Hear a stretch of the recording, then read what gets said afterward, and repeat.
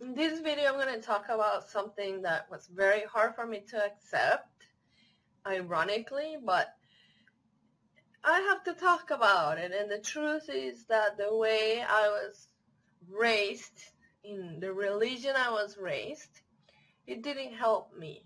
It aggravated and made my mental illness worse. So I'm going to share today how some of these beliefs just made my mental illness more severe. So if you want to learn how to be cognizant of how not to let these affect you like it did to me, stay tuned.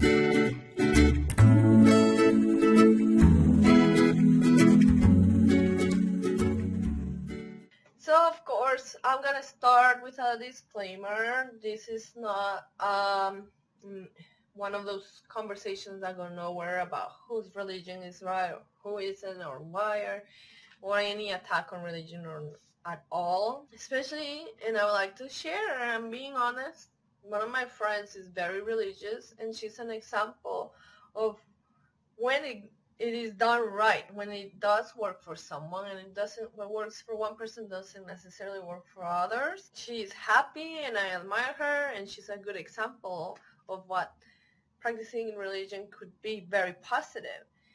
But this was just my experience. So I was raised in a almost military way of Catholicism, in a Catholic school just for girls. So I'm not against religion at all. I just think it's a personal choice, how you want to express and love the divine, and the divine source is love. It made my mental illness worse because it made me feel flawed, broken, like evil was in me, living in me, inside, and made those symptoms of a child, that inner child feeling inadequate, worse. And I recall there was, like, I don't know what it's called, a prayer or something, that it was like a devotional thing that you keep doing every time it was a mass. And you're like, this, my fault, it's my fault, and because my damn fault. Hitting my heart. I'm hitting with a fist my heart, and I'm saying that it's my fault. I'm a little child, and that's what I'm already exercising in my brain. And as you know, I love to discuss the neuroscience part of things, and that's what we're doing. We are reaffirming those connections in our brain that are repeating to ourselves, which is going to end up being in our subconscious, that it's our damn fault. So I learned to hate myself more. I felt more inadequate, and I hated myself for that even more. I learned that suffering and self-abuse, it's okay. Because, come on, we see the man killing himself. He is giving himself to be murdered. And that made it acceptable for me, that is desirable to achieve my greatest good, to basically abuse myself, kill myself. It fed the delusion that pursuing my dreams is selfish, having desires is selfish, evil, getting a better education was evil too, knowledge was evil. So how does this feed my symptoms even to be worse? So it put like an internal police inside of me, an inner critic. It fed it, it gave it ammunition to criticize myself, and it fed those thoughts that were a bully criticizing me. Every step, everything I did, I was doing it to myself. I would judge myself. So I was feeding that negative thinking. It even made me feel, even the belief that money is dirty.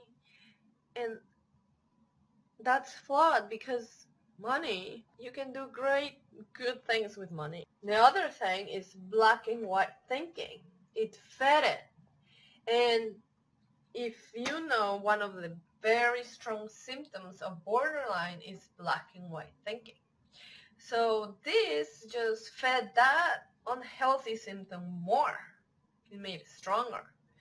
The black and white thinking, there's no gray. The black and white thinking comes from good and bad. There's no in between. You're either good or bad.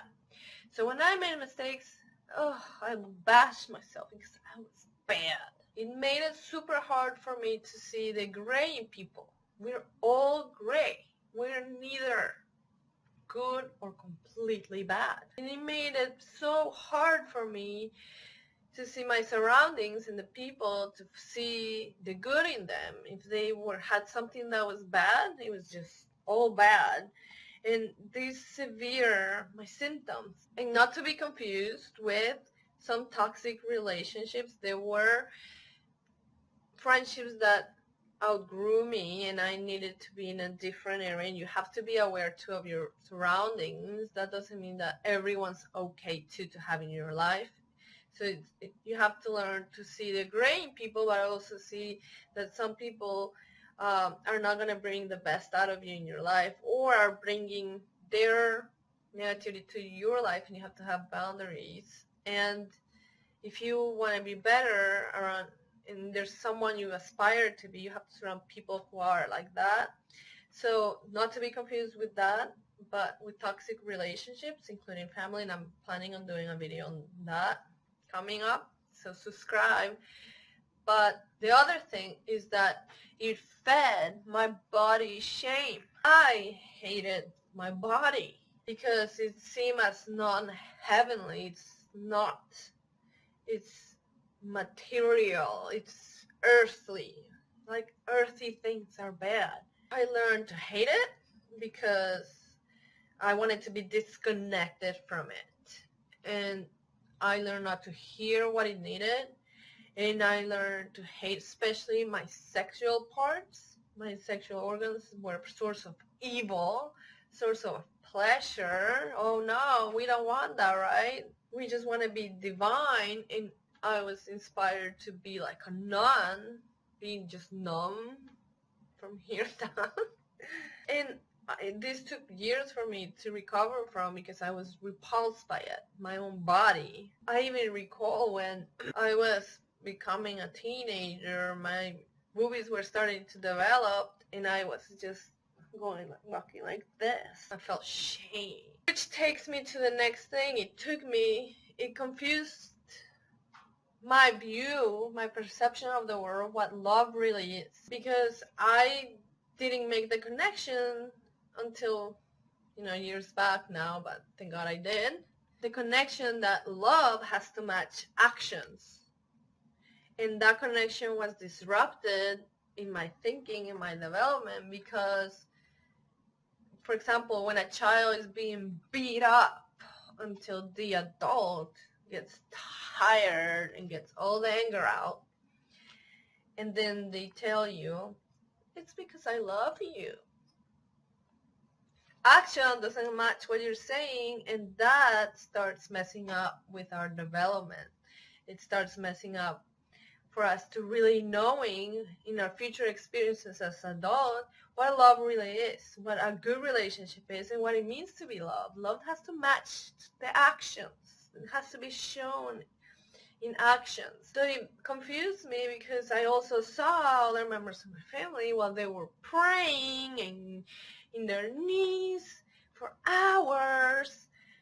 Seconds later, if you just walk by, they wanted to break your face. Or I rather pray than talk to you and know what's happening to you. Or I value my saint collection more than you having things that you need. It also messed me up because it embedded that feeling, not anymore, I'm consciously choosing different, but embedded that feeling of I'm living to die because this life doesn't matter. The only life that matters is when I die. But who knows that? It's a mystery. Why are we making like we know? Nobody knows. Nobody knows. Nobody can guarantee what happens next. So it fed that believes that this life is worthless and purposeless, and we're just waiting to die for paradise. But I now learn that that hell can be lived here, in this life, in the choices we make, in the life we choose to live, the people that we choose to surround ourselves. That's hell. So why not make it our little paradise and make a better life for ourselves? Be who we want to be, and we can create our own little paradise right now in this life. And last but not least, thanks to the Ho'oponopono, and you can watch that video if you don't know what it is. I've learned a lot about forgiveness, and I'm also making a video coming up on forgiveness, so subscribe.